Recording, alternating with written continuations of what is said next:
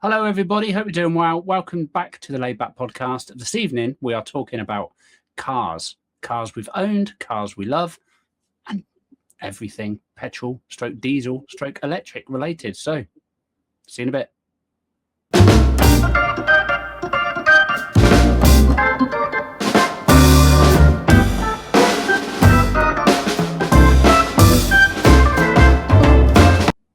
So, welcome back, everybody, to the Laid Back Podcast. We hope you're all doing well. This evening's topic is cars. And as I said, cars, be it petrol, diesel, electric, whatever. It can be, we may delve into bikes. I don't know, motor bikes. If anyone's owned one, I've only owned a few. But anyway, so Steve, how are you doing, mate, since we last spoke? Everything good? Yeah, all good. You guys kindly pointed out before we started this, but my beard is getting a lot grayer. It's a mature look. It's trying to pick a colour at the moment. It's kind of going light grey, dark grey, a bit of brown and ginger there, and then Nice. It works well. It works well. And how about you? Otherwise, if it was all one colour or shaved it off, I wouldn't get served at pubs. So. No, it's true. Take 50 years off me. And how about you, Kurt? How about me? Are you good? Yeah, I'm good. Yeah. What do you want to know? Is your beard grey? Or No, because I had my ears lowered today, so there is a bit of grey in there. But it's all grey, but are looking very handsome this evening. Because it's now down short, it doesn't look as bad. Gorgeous. And there is a few stragglers in here and there. That's good. So, yeah. That's good. It's fine. It's one I'm of those hoping I'll things. go silver. I'm hoping I don't just stay grey. I hope I go proper silver.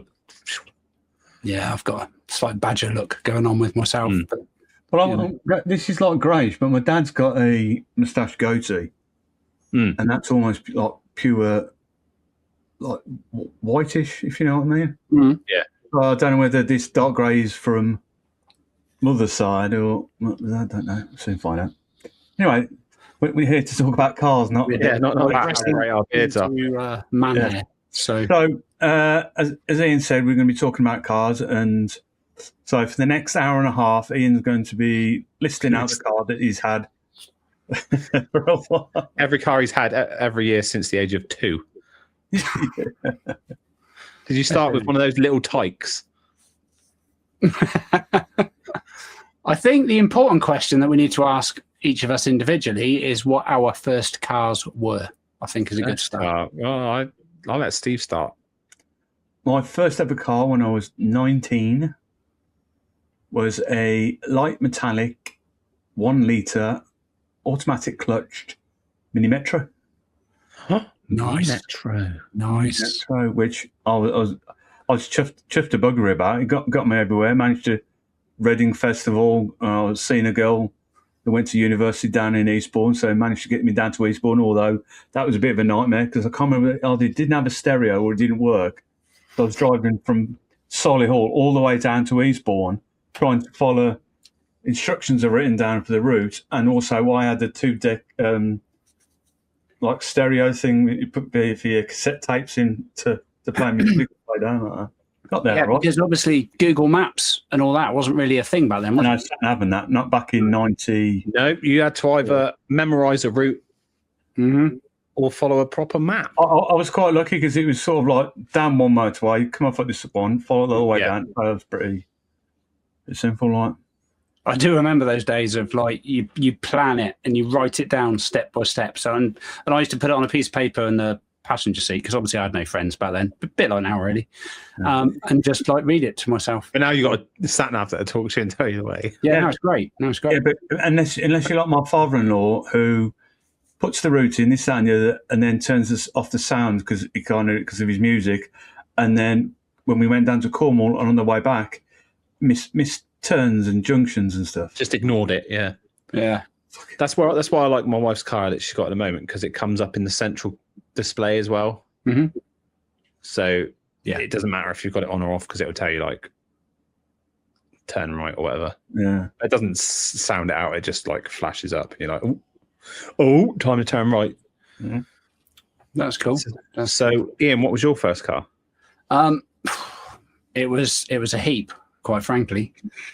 It was a Toyota Tercel, which, I'd never heard of one before I owned one. It had a hole that was approximately, I would say, 4 inches in diameter. It's like a big circle, showing a circle shape for anyone that's listening and not watching. It just used to leak water onto the back headrest on the back seats. Nice. Which was great. I think I owned it. I drove it for a little while, maybe legally, maybe not. And then I decided to get insured on it. And yeah, I did. And it was 1.3 and it was very, very slow. Very slow. Not probably as slow as my first car. What was yours? I had a Ford Fiesta Popular. Or was it Popular Plus or just a Popular? 1 litre. Oh, go on. Yeah. Yeah. Yeah, it was all right. You need to own a 1 litre for your first car, don't you? It's just the law. I couldn't afford the insurance if I'd had anything bigger because, 18-year-old lad. Yeah. Classed as a boy racer before you even get in a car. Did you do any modifications to your Fiesta? Not the Fiesta, no. No. There's no point. So you didn't go down the whole route of, parcel shelf 6x9s? I did have 6x9s. But that was purely because the person who owned the car before had them. So yeah. So you didn't add them yourself? I didn't add them myself, no. And for those listening and not watching, you'll have seen my expression of 6x9s as in to say, what? It's a speaker. So, explain to people that listening and watching that don't know about cars what you're talking about. Sorry, is 6x9 is speakers that you add to the parcel shelf. You say fucking speakers. So it's like 6 across by 9. It's the diameter dimensions of them. They were the most popular ones in my experience were Kenwood. I think I had Kenwoods. Mm-hmm. And I think they came to a couple of cars with me. I think I took them out of said Fiesta. And what a lot of people did, Steve, is they would do a template of their rear parcel shelf. Mine were hidden as well. Mine were do it in MDF board. Yes, and then cover it with like a black felt type thing. Yeah. Mine were hidden, not in the Fiesta. When I went down to my next car, we did the MDF parcel shelf covered in felt, so you can. Yeah. It's got to be done. Hidden speakers. I got excited about one year when I had one car. So I bought one of the old stereos that the little handle you could pull out. Yeah. Also hidden in the boot was a 5 multi-change of disc thing, so you could get the cartridge out, put your discs in, and go nice like that. Nice. But then completely forget which order it is on there until you're driving along, going, oh, fucking no. Yeah, keep pressing it until you come across the right disc. So we've covered first car. What then did we upgrade to when we could? Because it was always trying to upgrade. It was never a downgrade, was it? Always. I mean, I basically went down a route of French vehicles, the brand being Citroën, because at the time they were doing free insurance when you'd set out there, like when you bought the car and you set out. Because these were all finance things. Like I had a couple that were finance. So you got years free insurance. So like obviously people like me that I didn't pass my test till I was like 22, I think. But you're always trying to, you know what insurance is like. It's crazy, isn't it? When you're trying to get the best deal. Yeah. And they were doing free insurance. So I dived into a Citroën AX. That was my next step up from my AX. Was that the one that used to have like the hydraulic? No, I think that was the BX, I want to say. Yeah, like it would, when you turn the car off, it would like lower. Yeah. That was the AX was the little hatchback, tiny little thing. There was a lot of AX GTs going around that everyone just stuck huge exhaust on the back of that you could have easily mistaken. Like cherry bombers. Yeah, huge, massive things. Yeah, cherry bombers were a massive thing on minis, weren't they? Everyone used to get a cherry bomb on a mini. Mm-hmm. Steve, everyone. Mine was a 2-door red Peugeot 309. Oh, nice. Which I quite like that one at the time. That was like the mid-90s. 309s were good. Mid-late 90s. Yeah, no, it was all right, that was. to a Vauxhall Astra. Oh, yeah. And in that, I did start pimping a bit. Did you? So, what did you do to it? So just nothing major, no like engine upgrades or anything. Just that's when I started getting into like it needs decent alloy wheels, so I went and bought decent alloy wheels for it. Yeah. It was a white car with I did black alloys, or as black I could get. I think the nearest to black I could get was like a really dark gunmetal. Did you ever delve into the route of trying to tint your own windows? No. I'll pay someone to do that shit. It's hard work. It's hard work. And I even changed the speakers in the door of that one. Yeah. So, the little ones in the door, they were normally really pants. And by the time you'd had your music up loud for about 2 minutes, they blew. Yeah. Then it would always crackle then. So, I upgraded those to Kenwoods as well. Mm-hmm. And I did get a body kit for it, but before I had a chance to get a body kit for it, I blew the engine. So I ended up getting something else after that then. Nice. Which was a Ford Orion. So that was a bit of a downgrade, but it was better than the car that had no engine. I don't know. I always thought Ford Orions were. I never owned one, and it's one of those cars. It was just older. Hmm. And then I took it for its first MOT, and the mechanic said, "I can't, in good conscience, let you drive that away. That needs scrapping." No, seriously, like the suspensions were sheared. So if I went down around a corner too fast, he said you would have just flipped. Oh dear! He said with the amount of work it needs, it ain't worth it. The car's not worth it, price wise. So yeah. Crazy. That didn't last long, the Orion. No. I'm pretty sure the exhaust pipe dropped off the Orion at one point as well. Yeah.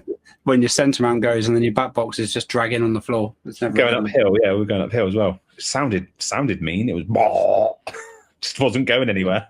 Yeah, they do that. What was did we ask you, Steve? Sorry, what was your second one? Peugeot 309. Peugeot 309. What did you gravitate to after the 309? Can you remember? Well, because I had moved at my mum and dad's, and I was living in a bed sitting in this converted house by my mates, that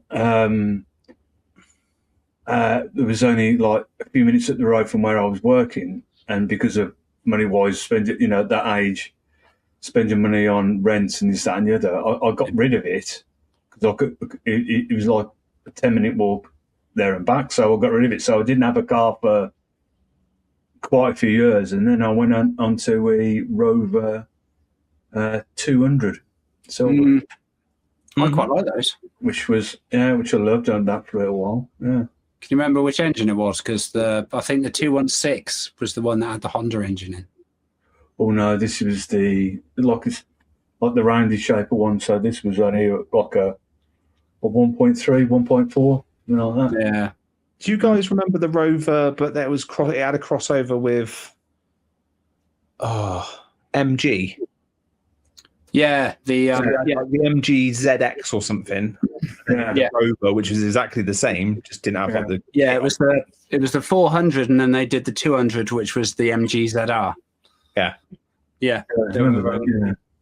They were I actually wanted one of those. They did a really nice blue version that I always wanted, but I never owned. The problem is with those, from what I remember, they're the 200, the 1.4 especially was a Rover K series engine that was very prone to blowing its head gaskets. Yeah. So it always put me off a little bit. It used to overheat and then just go pop. You don't want a head gasket to go, do you? Because that's your engine gone. Mm-hmm. Definitely. I was going to say, what was your favourite vehicles out of what you owned? But I think that needs to be something at the end, doesn't it? Not now. Mm-hmm. Not now.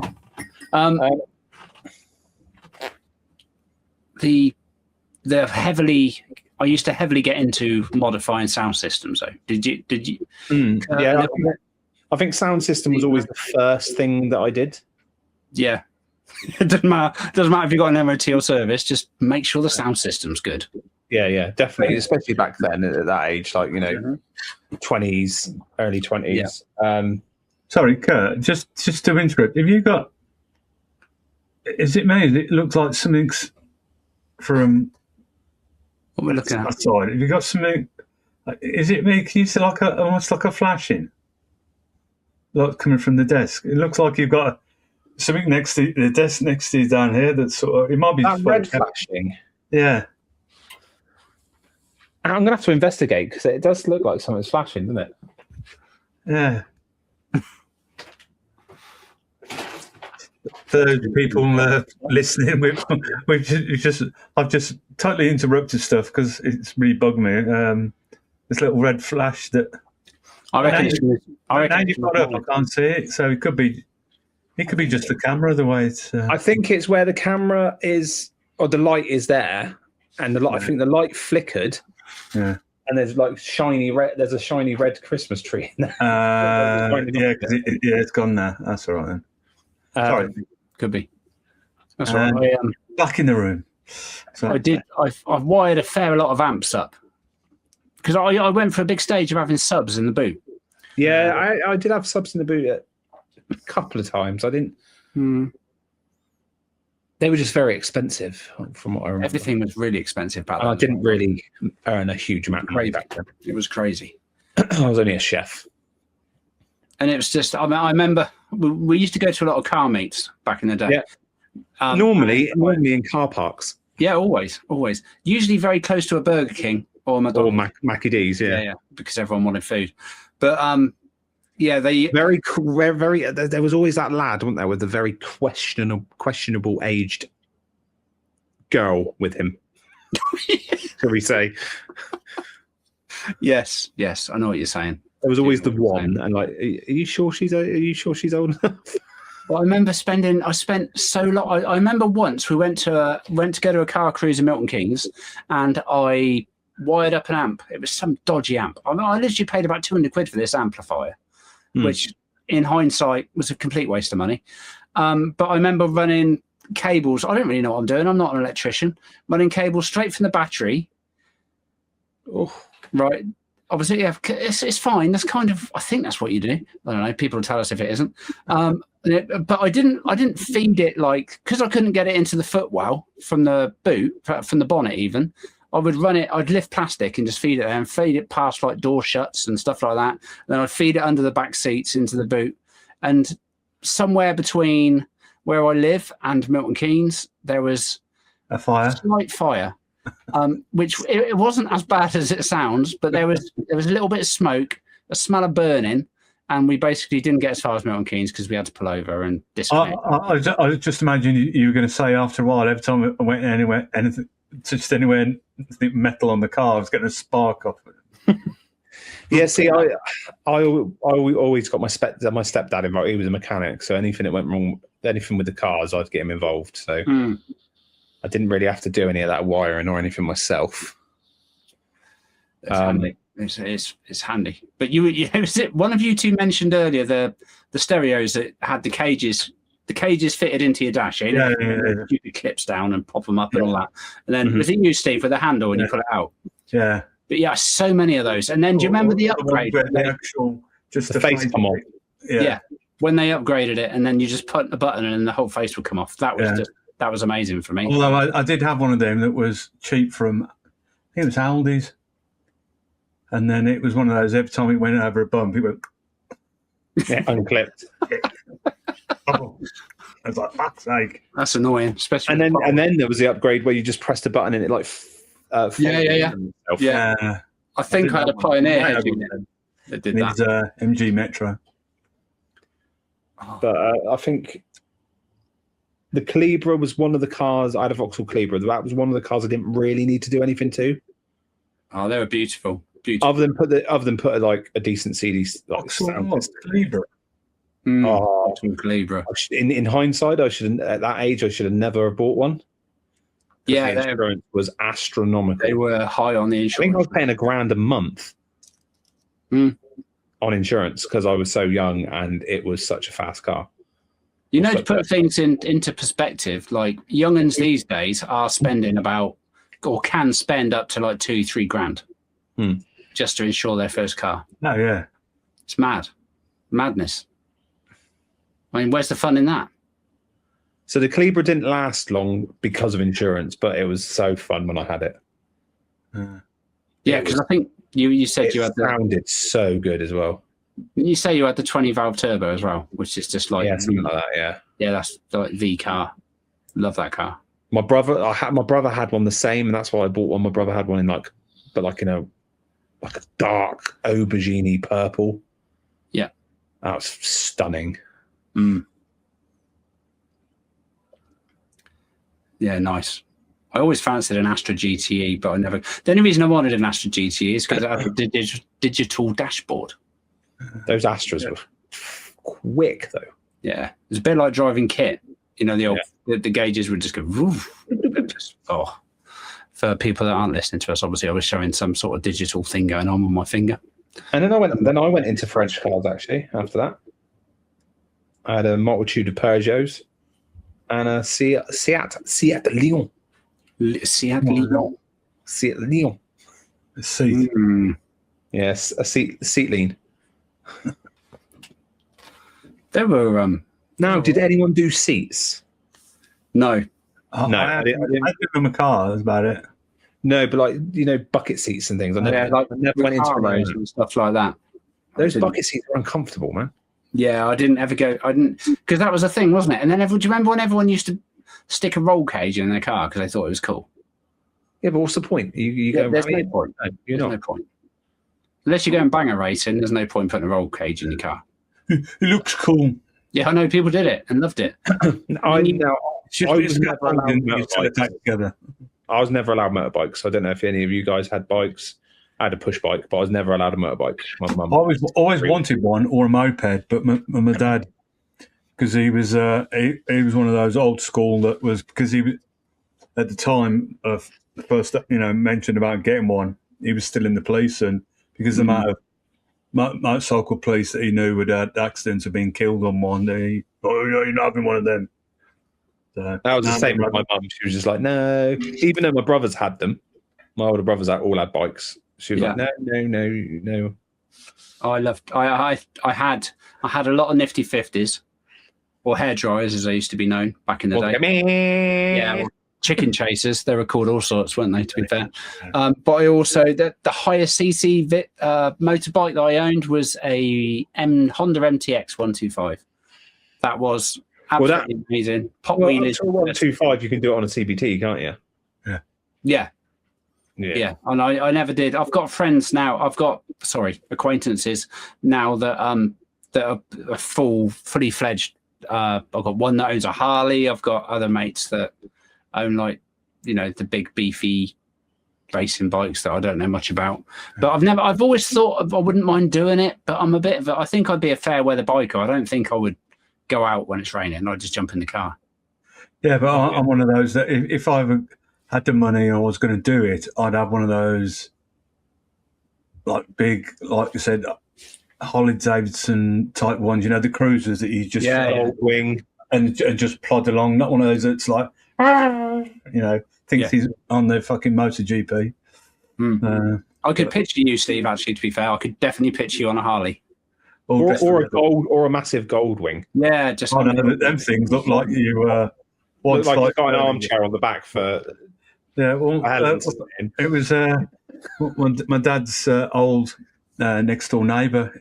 Has always been into motorbikes and was motorbike clubs. Him and others in a similar sort of group used to meet up and then they'd go down the coast and stuff. Yeah. And I remember always telling me about one guy that always used to go with him and his wife, but she was in a little sidecar. Yeah. And it got to the point where she didn't want to do it anymore, so we removed the sidecar. And the first time out, he pulled up at the traffic lights and completely forgot the sidecar was at the entrance. just fell over sideways like. That's brilliant. Oh, I should have been there to watch that with It's brilliant with the camera. But I do picture you like one of the characters out of Sons of Anarchy. To be fair, just pulling up outside a bar. No, I'd still live to now if I had the money in the time. Yeah, for sure. I wouldn't get a Harley. I'd probably go British and get something like a Triumph or something. Yeah. Or BSM, are they British? BSM. I want to say they are, but I don't know. I always liked the look of those Taurus as well. Do you remember Long Way Down or Long Way Round? Yeah. Ewan McGregor and yeah. I always liked the look of those ones. They were sort of like a cross between a crosser and something else, weren't they? They had these big boxes and that on them. And, for travelling. Yeah. Yeah, I love watching that. Right. It's such an expensive business, though, to get your bike license. Yeah, but you're looking at £700-800 in total, something like that. I'm sure it's expensive to do car licenses now. Well, we're all quite long in the tooth, aren't we? We've all had our licenses a good few years now. I can't actually. I'd have to sit my CBT again if I wanted to ride a 50. Yeah, because CBT only lasts 2 years. Mm. Yeah, I think because of the way you're getting round, I think nowadays for like car insurance and this, that, and the other. Because obviously, if you know about black boxes, young kids are like as soon as they pass their driving test, like you said, that because of the other numpties that driving about is pushing up the price of them. Is what because basically, you can pass your test, and as long as you've got the money, you can go out and buy like a 2-litre turbo, and drive like a complete and nuts of fruitcake. Yeah. And that's where they're having accidents. Why don't they do it like with most bike accidents? As soon as you pass your test, the first couple of years, whatever, you're only allowed to buy and drive and own a one, something that's not like a 1.2 or something. Yeah, 1.2 that you can't drive. Yeah, they should. And as long as you have not had any accidents or claims on your insurance or because of a crash and that, and then you can sort of go on from there. I don't know. Like sorry, Kurt, go on. They have got that black box thing, haven't they, that can bring the insurance down? Yeah. Have a black box fitted, and then if they drive like idiots, their insurance premium goes up. Yeah, because like passing testing for where my friend of mine used to live is in a rather nice part of Solihull, a place like Dorridge Knoll. And when he passed his test, because Dad had a bit of money, he bought him a brand new BMW. 17 years old. Oh yeah, right, I'll buy my son a bit nice brand new BMW. So he bought him that. Then had an accident, crashed, writ it off. So his dad bought him another one. A few months later, did it again. Oh. After that, he bought him a claps out second-hand Ford Fiesta until he learned to drive properly. Yeah. That's the thing. That's the thing with driving, isn't it? Is you can sit there, you can do your lessons, you can do your test, but until you've had a good amount of experience on the road, you're not. I think my first car cost like £400. I bought it off an ex-girlfriend. Yeah, mine was 500. She was upgrading, and she was like, "I've got to sell this one." I was like, "Well, can I buy it? Because I'm doing my lessons and I'm going to be doing my test soon." And she was like, "Yeah, you have it." Well, I had my first car. I had for my 19th birthday. Did you? Quite lucky. Yeah. Nice. They're expensive as well. Lessons these days, very expensive. I don't think if I was learning to drive now, or I had to do it all again, I don't think I could do the whole theory and. Yeah. See, when I did my test, I think it was the first year of the hazard perception on the theory tests. Yeah. So we had the theory, and then you had a hazard perception. No, I think back in mine and Ian's days, it was you got to the test centre, you went out for like 20, 30 minutes, did a reverse round the corner, a 3-point turn, and as long as you were indicating and looking in your mirrors and you didn't crash, then you were all right. Yeah, and you get the number plate thing before you go out, from what I remember. But I was lucky as anything there. Where I had my test, right opposite the test centre, the side of the road, there was a pub, and there was a load of like cars in the car park. So I'd had my normal hour lesson, and while we were waiting for the test geezer, my instructor goes, right, because of this certain distance, you've got to do the number plate. He goes, right, so in the pub car park over there, see that red Escort, what's the number plate? So red number plate. Bloke come out, did the thing around the car, and it goes, right, we've just got to do the read the number plate from a certain distance. Right, in the car park over there, what's the number of that red Fiesta, that red Escort? Picked out the exact same car. I was like, oh, amazing. I was always all right with that. But how many times did it take you guys to pass your test? Because it took me, see, they say the best drivers don't pass on their first. It took me 3. 3 on my car test and 3 on my PCV. Yeah. It took me once on my theory I passed first time, and the driving I passed first time as well. Yeah. I was quite chuffed because my older sister, my dad always used to take her out every weekend for, to teach her how to drive this, that, and the other. She passed second time. He took me out once, and I passed first time. So I was kind of like, nice, yours, fucker. Nice. And so, and then I was always, obviously you're shitting it when you're having your test. I was always told that once you get back to the test station, they sit there and they ask you a few questions like, the highway code questions and whatever like that. And I was told by a few people, if they ask you something about the motorway, you've passed. They're doing it all, and the I can't remember what the question was. It was something like if you're driving on the motorway, what's something you can't do on the hard shoulder, or something like that, or something like that, and I answered it correctly like that, and stop. That was it. And then obviously it's the same thing now. If you pass, you're not allowed to drive back. Your instructor has to drive. Yeah, I know that used to be a thing. On my back, the smile on my face and fucking all. I was like that. I was like, yeah, which is really annoying because all you want to do once you pass your test is drive the fucking car. Do you know what I did after I passed my test? Hey, drove back with the instructor. We were allowed to drive back. We weren't told we weren't allowed to drive back. So yeah, I drove. It was my car. I did the testing as well. Yeah. So I drove back to my house. The instructor got out, went congratulations, all that stuff. He went off. I got back in the car and went down with mates. It's got to be done. It's got to be done. But because I was that excited that it was because I was insured on I think my sister's car. I think it was. I was insured on one of the cars straight away before I had my own. But it was one of those just any excuse to go out and drive. It was like I was like, do you need anything from the shop? Oh, I could do some milk. Right, see you in a minute. I'm off. See you in a bit. Yeah. So. That gets old quick though, doesn't it? Yeah, it does. But isn't it really weird that as soon as you pass your test, the first time you go out driving by yourself, you haven't got someone sitting there. That was weird. You're almost driving along going, do we have to turn here or what? I don't know. No one's telling me. Yeah, it was a bit weird first time without anyone. But yeah, my mum does not like getting in a car with me. Does she not? Because I always wind her up. Yeah. Ever since I first passed, I used to wind her up. I used to look at her and just then put my foot down and she'd be like, stop it.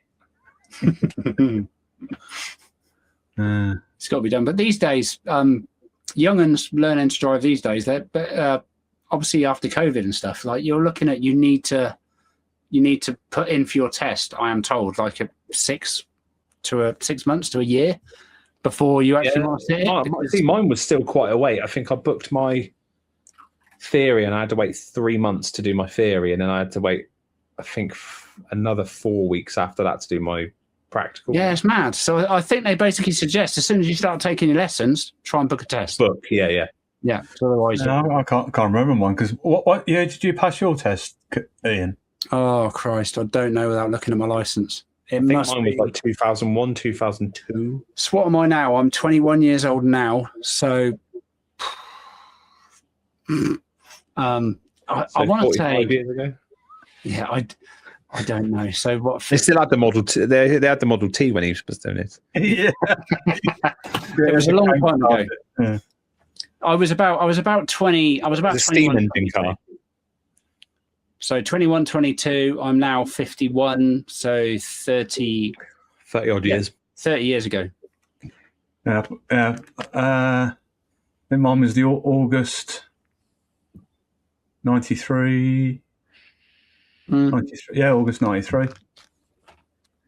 A couple of years ago. Yeah, I think I can't remember. I have to look at my license, but I think it was like 01, something like that. Yeah, I still remember. I don't remember you had one, Kurt, but it was it was on a was it pink or green? We had the green. Green. Ours wasn't paper. Ours was plastic, but we had a green card as your learner's license, your provisional. Provisional, yeah. And then pink for once you passed. Yeah, but the thing is, back then it was like you could be anybody using that for getting into a. Oh, the paper ones, yeah. It's true. But My brother in his wallet, I think, has still got his paper license.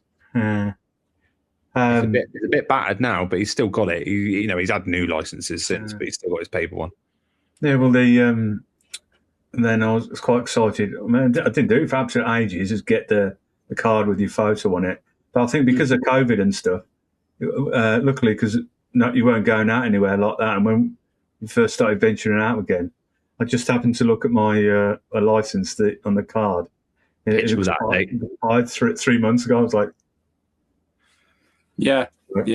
But then when I went to renew it online, either I missed it or it didn't give me the option to change the photo, because on my photo, I look absolutely nothing like this now. I've got literally a shaved head and clean shaven. Blimey. Whereas now, cause look at my license now, it'll be like, is that the same eyes? No, because they're all fucking wrinkled and massive bags. Yeah, As most of us have. Rude. Well, no, as most of us have. I was just throwing. Yeah, especially when we get to this age. Yeah, it's tough. It's tough. Seeing as we're getting close to sort of the end of the podcast, I think it's probably about time we ask, like you said, favourite cars. What is everyone's favourite car that we've owned? That you've owned, yeah. Or and your just favourite car in general as well. Yeah, something that you've always wanted. Yeah, so favourite car you've owned, and if you had a large amount of money and you could go out and buy, what would you own? What would you own? Right, so I think my favourite car that I've ever owned was probably, I don't know what mark it was, my Vauxhall Astra. Mm-hmm. Astra's always a good shout. I can't remember what mark it was, but it was just something about it. It just felt really. It's anything special. It wasn't like a special edition or a fancy colour or whatever. It was just one of those cars. You just get anything. It's just nice to drive. Just like go around in it. Yeah. So it was probably my Astra. Nice. 10 years ago, something like that. What are you saying? And one you'd love to own? Me? Ferrari F40. Mm-hmm. Never gonna, but I've unless if I was to go into a sensible mindset, I'd probably say Skyline GTR. Okay. And Steve, what was the one that you'd love to own? I'm just looking at the right year. While Steve's doing that, the one I've owned that I've enjoyed the most to date would probably be. The problem is there's so many different categories, right? Because I've got vehicles that I loved because they were just reliable. I've got vehicles I loved because they were fun. So let's just go on fun. Fun was the Subaru Impreza WRX Turbo Import. Yeah, but they were silly, weren't they? It was fun to drive, but they were silly, stupid on fuel and stuff. I used to drift that thing everywhere, and it was just the most unreliable piece of shit I think I've ever owned. Oh yeah, forever breaking down. Always. Yeah. Sorry, that's because they go so fast, you rattle everything off. Yeah, terrible. No, it had like apparently all weather tires on there, but as soon as I hit a bit of wet, the back end was just going everywhere. So yeah, but it was really, really good fun to drive for about the 3 months that I owned it. Yeah. I think a car for me, if I had the money, and it would have to be in perfect working order or get it put back in so it looked mint. It's basically gone in 60 seconds. Eleanor. Oh, the 1967. I'm just looking at GT 500 Shelby. Yeah, Shelby. Yeah. Beautiful car. Just purely for aesthetics and the sound of the engine. Yeah. Not whether I can drive it like a complete nutcase, just so I can just driving down the road and you can hear that engine rumbling. That, was it? What was it? Is it a V8? Sorry, V8 or V12? One of those two. I'm guessing it was. Not sure. V8 probably. I love a V8 rumble. I'm just got it up here now. I'm just going to have a look while you. Love a V8 rumble. Favorite car I've owned. I really enjoyed the BMW X3. Yeah. Like SUV. whatever you call them, SUV type thing. That was good fun to drive. Nice field of vision on because you're up higher. Mm-hmm. Loved it, and I only owned it for about 3 months. Lex bought a new car, and she gave me that car. And it was one of the ones with the chain in the engine. Yeah, so yeah. Rather than a belt, it was a chain. Yeah, cam chain instead of a belt. Yeah, and that snapped. God. Yeah, it wasn't fun. That wasn't a fun day. One I'd love to own. I've got a few that I'd love to own, but seeing as we're going all out there, right, to the stratosphere. I'd really love to own a Jeep Wrangler or something. Yeah. Like real kitted out, looking beautiful. Because they're still making them, aren't they? Oh yeah. They still make them, but like a real 4-door ones that are fucking proper beefy and that. Yeah, like I'd want something that looked mean, like one of the big, big mean looking ones. But they're just fuel guzzlers, aren't they? So. Oh god, yeah, it's American. Yeah, for sure. But yeah, something like that. Yeah. Just fun. I mean, go back to also. I mean, I wouldn't, because obviously when I come to buy these cars, I'll be a multi-millionaire anyway. So apart from the Jeep, that'll be my fun weekend car. But since I've been young, I've always fancied a Range Rover. Mm-hmm. Purely because obviously where I was living in when I was living in Solihull, that's where they were being made. Literally from where I was living and school was, it was literally 2 miles away, 3 miles away. Yeah. And on our very last year of junior school, we had our whole class. We went there, and they've got like a little test track, where you go on the mud. And obviously, we weren't driving because we're only like 10. But so the rest of the class were in Defenders. And me and my best mate and the teacher, who was really cool at the time, because we couldn't fit in the others. We had to, at the back, we had to go in the Range Rover. And then since that, I've always fancied a Range Rover.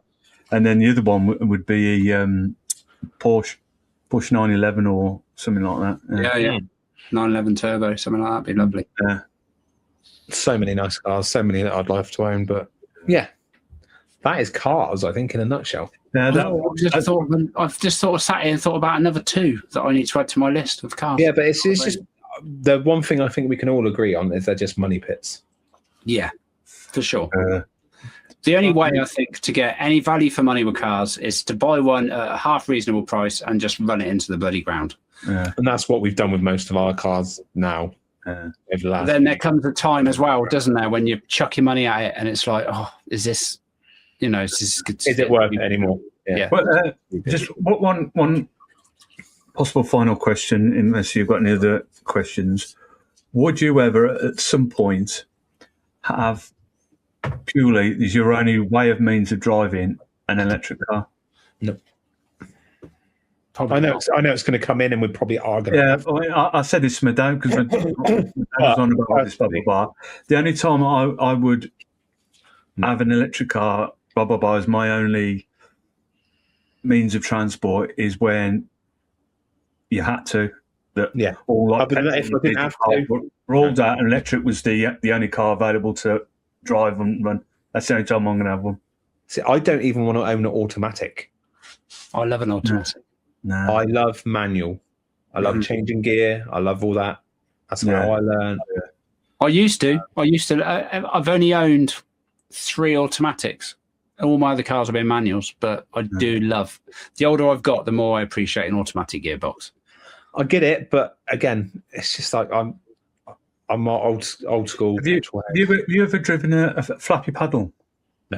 I've got my Golf that I own now has got the paddles on it. I've had one of them, and it wasn't as bad as I thought. When I did my 40th, Helen bought me a track day. And that's 20 years ago now. No. And it was in a Ferrari. I don't know. Nice. I don't know which one it was, but that of all the cars, a red one. It was actually. It's got to be red. It's got to be red one. Out of all the cars that I drove that day, that was the one going there. I thought I'd like least, but come away with that was my favourite one that I drove. It's decent. It's decent. It's The shittest one I drove was a Lamborghini Gallardo. Yeah, I'm not surprised about that. To be fair. The gears, it was manual, but it wasn't like you just got a little box there. But it was in that where when you go into each gear, it's in a slot, so you'd have to bring it down to the middle, go above, and instant enough. Oh, that's dick and a half that was, and it was too wide. The other cars, when you did your 2-3 laps and you come in, and there's like a bit in the middle, and you'd have to like drive it round to there. The other cars, you just drive down as normal. Lamborghini, it was like you were driving a fucking bus. It was like, oh. Yeah, no, for sure. And actually, I've just thought about it. But if I was to own a vehicle that would be absolutely nonsense and wouldn't be a vehicle that I drive on a regular basis, would be a I had the name in my head. The DeLorean, Back to the Future. The GMC. Aren't they supposed to be remaking them? No idea. They might be. There's a business very close to ours that there's one out there for a long time that they've taken.